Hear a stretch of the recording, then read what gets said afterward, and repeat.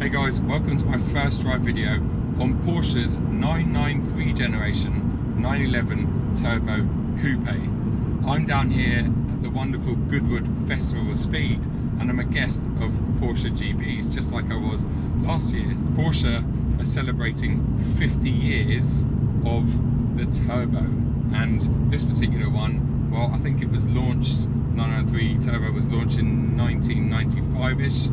And this particular example is a 98 car, so it's a very late car.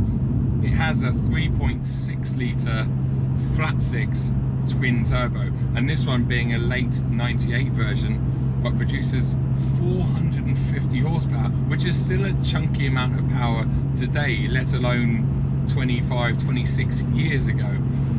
I haven't experienced what it's like in terms of performance yet, because I've literally turned the cameras on the first minute I've been in it, so I'm looking forward to that. I'm just going to let temperatures etc get up, because although this car has been looked after meticulously by the Porsche Museum lot out in Stuttgart, it's just beautiful in here. It really looks showroom fresh. In fact, it's only done 23,500 kilometers, so what's that, 15,000 miles. I'm sure it has a lot of value.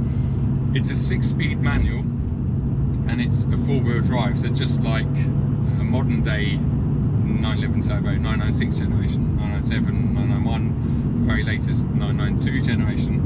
And thanks to it being all-wheel drive and thanks to it having 450 horsepower, this has a claimed 0 to 62 figure of 4.1 seconds. That's so fast even today, especially when you consider that it has a manual box. I'm not talking about lightning fast PDK gearbox, we're talking about a manual gearbox, so I'm sure it's going to feel really rapid. But before we get to talking about its driving dynamics and all of that, what's it been like just cruising along this beautiful road down near Goodwood? Well, road quality is amazing. Dare I say it, there's less tyre roar and cabin noise than in a 992 generation. I don't know if that's factually correct, but it definitely feels like there is less noise. I purposely not put on a lapel mic for this video, and I'm using my media mod on my GoPro because I want you to hear the ambient sound. I want you to hear any of the engine sound and just anything, because I think this being a classic car, or at least in my eyes, 25 years, 26 years, it's near enough. I want you to hear everything that I'm hearing and experience this to the best possible. Let's talk about the cabin itself. Well, 911 cabins are never that big and spacious, and this is much smaller than modern day Porsche. It's much smaller than a 996 or 997. In fact, I have the seat back as far as possible, and well, yeah, that's about right for me. So if you're any longer leg than I am, then you might be in a bit of trouble in here, especially as you've got 3 pedals, so you need your legs and your body position to be pretty good. It doesn't have any steering adjustment, reach or rake, and I think that came along in 1998 when this was sold, but in the next generation, the 996, I believe, introduced that.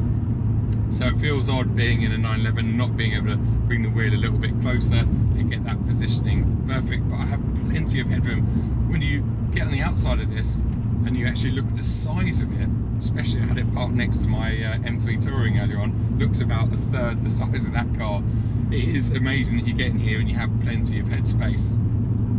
But the driving position, yeah, it's definitely nowhere near as good as the newer generation cars. We've got 5 lovely dials in front of us, and just like the modern 911s, well, you can't really see the outside 2 gauges that well. You kind of got to bend your neck around a little bit, but that was just part of ownership of this car at the time, and that's what Porsche have continued on with their latest 911s. The rest of the interior is stripped back. Of course, there's no sat nav or anything like that in here, but it's lovely. There's buttons where I want there to be buttons. There's a 6-speed manual gearbox down here, and it's just all really, really nice. The steering wheel, well, it's an early airbag wheel, and those of you that are familiar with those wheels in the late 90s and early 2000s, well, they were always a little bit ugly. There's just that big chunky airbag in the middle. I wouldn't say it's the most attractive wheel in the world, but it's quite nice to see that this is fitted with an airbag when you consider how old it is. Ride quality, once again, I think I just mentioned it, but it's actually really, really impressive. It seems to be floating over this road. Surface isn't too horrendous out there, but it is a UK road, so it's nowhere near as smooth as something like a German road, and I have to say it feels pretty good. Anyway, I think it's about time that we maybe drop it down a couple of gears into fourth, into third, and just squeeze on the throttle a little bit.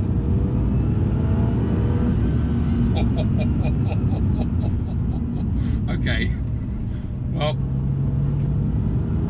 it's a bit laggy, as you'd expect. Oh my goodness gracious. Well, there's a bit of turbo lag there, as there was with all turbocharged cars 20 plus years ago. But once that starts spinning, or once they start spinning, because there's two of them, God, it goes. Now we're in fourth, put your foot down. Just build, oh my, wow. Wow, it's not very often that I get in a car that's almost 30 years old and am surprised by the pace of it. In fact, I don't get in too many older cars, and I'm really going to try and make an effort to do that with some older Audis, some more Porsches, BMWs, because I think that's what a lot of people are maybe more interested in today's world, where modern cars are all a bit samey. But this, oh my goodness, we're going to have to do a second gear acceleration, because I don't think I'm actually revving it that hard. It looks like the red line's about 6,600 RPM, and I'm sure above 5.5 maybe this starts to taper off, being turbocharged. But oh my goodness. Brakes are good, yeah. I was about to say brakes are okay, but actually, in typical Porsche fashion, if you want this to slow down, we've got nothing behind. Let's just try the brakes. Oh, yes, it slows down really well. We've actually got Michelin Pilot Sports on this car, which I believe are period correct tyres. Hopefully they've been changed in the last 25 years. And the rubber itself is a bit fresher. I'm sure they are, just judging by the way it slows down. They feel very, very impressive. Something else to note about this car, well, it's a left-hand drive because it's a German museum car. I'm sure it's been displayed in the museum itself over the years. If you've never been there, by the way, it's the best 8 or 10 euros. I don't know what it would cost these days. I haven't been for a couple of years. If you're in Stuttgart, go there and time it that you have a coffee or some lunch in the cafe there. It's just a brilliant, brilliant place. They've got all sorts of Porsches on display, and they always rotate them. So if you go back a few months later or a year later, you'll see other stuff. But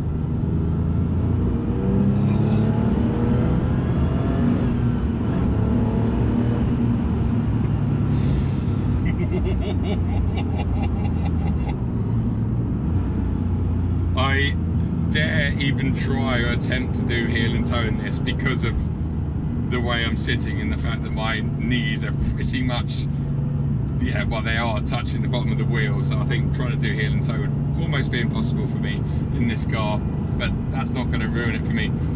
We've already talked about how compact and small this car is on the outside. When you jump inside and you're driving it on a UK road, which tends to feel very small these days in modern machinery, well, thankfully, when I'm sitting in this car on the left-hand side and being very cautious to hug the side of the road, when I look at my right-hand mirror, well, I've got about a metre to play with between the car and the centre line. So it's just lovely. It means you've got more road to play with in the car and on your drives. And it's a welcome change compared to the modern stuff, because a 992 is probably, I don't know, 6-8 inches wider than this.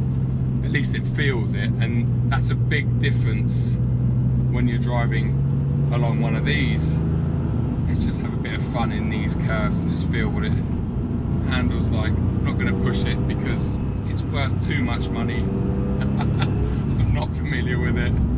Oh, it's just lovely. Strangely, now I haven't driven a 996 or 997 for a while, but I talk a lot about 911s in general having a floaty front end, but this one doesn't feel as floaty as a 996 or 997. It feels more planted, which, I don't know, maybe that's a thing, or maybe it's just too early in the morning for me, but yeah, it feels definitely more planted and less floaty. The front end feels very positive. The clutch is really friendly. The gearbox is really friendly. In fact, it's easier to do smoother changes in this than it is in my 2019 M2 competition. And yes, I know I haven't got the best track record, quite literally, with manual gearboxes. But yeah, this one, quite a long throw, but it kind of suits this car because it's a turbo. It's a GT car, although I think they're always verging on being supercars, especially the very latest 992 Turbo S.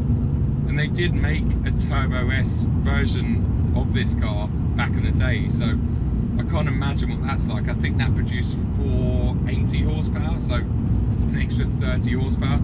To me, it's the last thing that this car feels like it needs, but saying that, I'm sure that it could easily deal with an extra 30 horsepower. It feels unreal, actually. I was expecting 450 horsepower to feel a little bit scary in this, but it's not. And a lot of that has to do with the all-wheel drive traction and just the stability and the fact that it does slow down so well. Wow. It's just wonderful, absolutely wonderful. And yeah, it's probably not the best sounding engine ever, but it's turbocharged. I mean, most turbocharged cars, old and new, they never sound that fantastic, but you can hear lots going on in here. You can hear that induction sound. Oh, when that turbo kicks in. I'm in 4th gear now at 2,000 RPM, about 30 miles an hour. Put my foot down. Not much, not much, not much. Okay, I can feel it coming in now. 3,000 RPM, and then it just goes. It's really, really fast when it gets going. As the paperwork suggests, 4.1 to 60 miles an hour, 62 miles an hour. With a manual box, of course it's going to be fast, but I wasn't expecting it to feel this good. This has been a wonderful experience. It really has. It's not the sort of thing I get the opportunity to do every day of the week, and so I'm very, very grateful. And sacrificing a couple of hours at the Festival of Speed to drive this, film this, share it with you lot, well, hopefully you appreciate it almost as much as I do, because obviously, yeah, I am the lucky one here. It's just lovely. I think we've got into 5th. Let's put it in 6th to just see what it's like. It feels so nice and happy cruising speeds. I'm sure it'll be a wonderful car to head down to the south of France on a lovely long toll road. But yeah, when you put it back into 5th, 4th and then 3rd, my favourite gear in this car, and you give it some, I mean,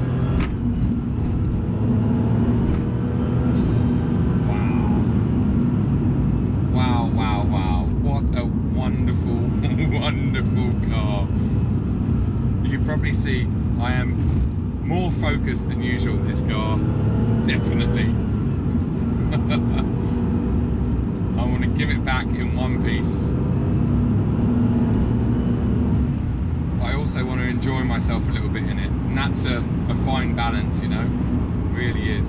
Talking of that, actually, Porsche GB once again offered me one of their cars to drive up the Goodwood Hill today, actually, and thanks to James if you're watching this video. Really appreciate that, but I ended up declining. I'm so lucky to get an invite and an opportunity like that, and I took their 992 Dakar up the hill last year, and it was wonderful. Sometimes you can be stuck in traffic for hours going up the hill. If there's an accident or an incident, which I'm sure today with these tricky conditions there will be, you could spend hours. I think that 911 Dakar, I spent 5 hours waiting in the pen down the bottom.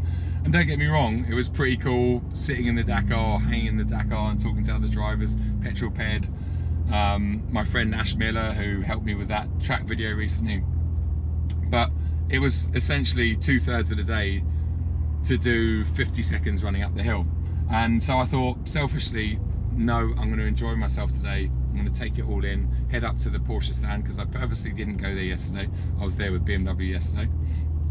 I thought I'll save that for today. I wonder if they'll notice maybe this not going back. I could peel the Porsche museum stickers off the doors, maybe put them on the M3 Touring and just see if, no, I don't think so. Look at that beautiful Lancia Delta Integrale. Of course, this is the sort of remnants of Goodwood traffic, or festival speed traffic. You say that, there's a nice sign there. It's going left. Okay, let's just give it a little bit up here. First, this over very quickly.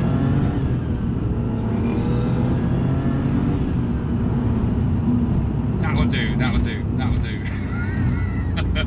I've got to remind myself, although I'm in a classic car, this is a very fast classic car, and most older cars you can drive quite hard on the road without breaking any speed limits.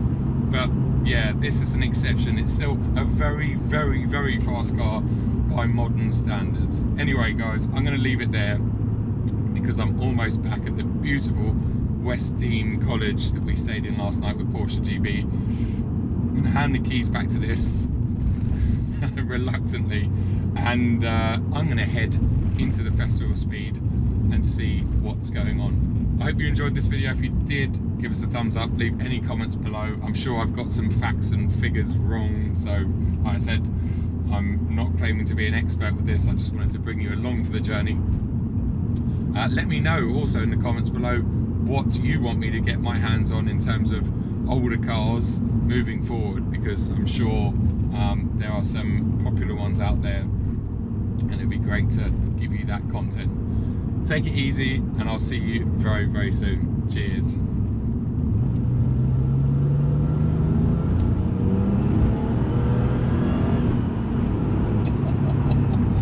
I've actually just seen on the spec sheet that this weighs 1,500 kilos, which is a lot more than I thought it would. I know it's a four-wheel drive platform and it has a big 3.6 in its bum, but considering how small and dainty it is on the outside and on the inside, I really thought it would be more like 1,300, 1,350. And I think what that highlights actually is, although we know modern cars are getting bigger and heavier, like the 911, they're not actually that much heavier, because a 992 generation Turbo S is about 1,600 kilos.